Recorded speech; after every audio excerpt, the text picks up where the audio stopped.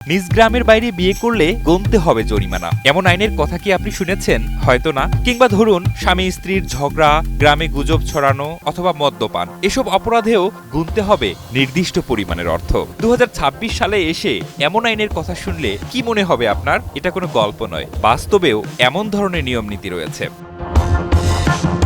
ঘটনাটি ঘটেছে চীনের ইউনান প্রদেশের লিনচাং শহরের মেংডিং টাউনশিপের একটি গ্রামে। সেখানকার পারিবারিক জীবন সংক্রান্ত নিয়ম নীতি নিয়ে একটি লিখিত নথিতে গ্রামের বাসিন্দাদের দৈনন্দিন আচরণ, বিয়ে, দাম্পত্য সম্পর্ক নিয়ে নিয়ম ও জরিমানার কথা উল্লেখ করা হয়। গত মাসে নথিটি প্রকাশের পর অল্প সময়ের মধ্যেই তা সামাজিক যোগাযোগ মাধ্যমে ছড়িয়ে পড়ে এবং শুরু হয় ব্যাপক আলোচনা সমালোচনা।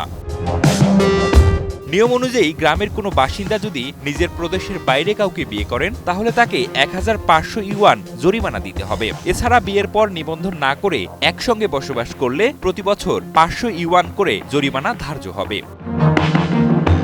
তবে বেশি বিতর্কের জন্ম দিয়েছে দাম্পত্য কলহের শাস্তির বিধান নিয়ে। কোনো স্বামী স্ত্রীর ঝগড়ায় যদি গ্রাম কর্তাদের হস্তক্ষেপ করতে হয় তাহলে উভয় পক্ষকেই 500 ইউয়ান করে জরিমানা দিতে হবে। এছাড়া মদ্যপ অবস্থায় বিশৃঙ্খলা সৃষ্টি এবং গ্রামে গুজব বা মিথ্যা তথ্য ছড়ানোর অভিযোগে 500 থেকে শুরু করে সর্বোচ্চ 5000 ইউয়ান পর্যন্ত জরিমানার কথা উল্লেখ করা হয়েছে এই নথিতে।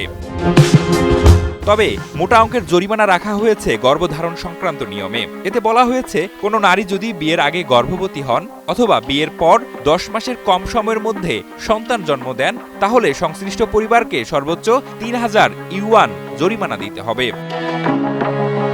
ঘটনার পর চীনের জনপ্রিয় সামাজিক মাধ্যম ওয়েইবোতে ব্যাপক বিক্ষোভ দেখা যায়। অনেক ব্যবহারকারী মন্তব্য করেন, গ্রাম কর্তৃপক্ষ অর্থ আদায়ের জন্য অযৌক্তিক ও হাস্যকর নিয়ম তৈরি করেছে।